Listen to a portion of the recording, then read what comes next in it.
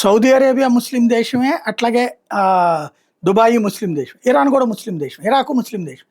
కానీ వీళ్ళ దాళ్ళు పట్టించుకోరు, వాళ్ళ దేళ్ళు పట్టించుకోరు. ఒకటి షియా, ఇంకొకటి సున్నీల కాన్సెప్ట్ ఒక ఆస్పెక్ట్. రెండోది వీళ్ళలో వీళ్ళకి విభేదాలు ఉండటం వల్ల కొట్టుకు సావడం కూడా ఒక ఆస్పెక్ట్.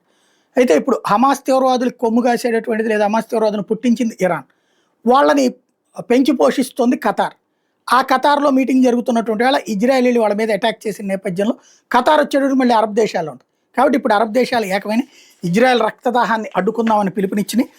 ఇజ్రాయెల్ రక్తదాహాన్ని ఎదుర్కొనడానికి సిద్ధం కావాలని అరబ్ ముస్లిం దేశాల ఖతార్ అధినేత Sheikh Tamim bin Hamad Al Qatar ఇదే అల్ దాని పిలుపునిచ్చారు. నిర్ణయాత్మక చర్యలు తీసుకోవాల్సిన తరుణం ఆసనమైందని ఉద్ఘాటించారు. ఖతార్లో ఆశ్రయం పొందిన హమాస్ నాయకుల లక్ష్యంగా ఇటీవల ఇజ్రాయెల్ గగంతాల దాడి జరిపిన నేపథ్యంలో దోహా వేదిక అరబ్ ఇస్లామిక్ దేశాలు సోమవారం అత్యవసరంగా సమావేశమై Saudi Arabia, Turkiye, Kuwait, Iran, Iraq, Egypt, Indonesia, Malaysia సహా 50కి పైగా దేశాల అధినేతలు, మంత్రులు ఇందులో పాల్గొబోతున్నారు. ఇజ్రాయెల్ దురాఘాతాలపై నేతలు తీవ్ర ఆగ్రహం వెలిబుచ్చారు. వీటికి అడ్డుకట్ట వేయాల్సిన కీలక సమయం ఇదేనని నొక్కి చెప్పారు. సమావేశంలో అల్దాని మాట్లాడుతూ దోహాపై ఇజ్రాయెల్ దాడిని దారుణ మోసపూరిత పిడికి పంద చర్యగా అభివర్ణించారు.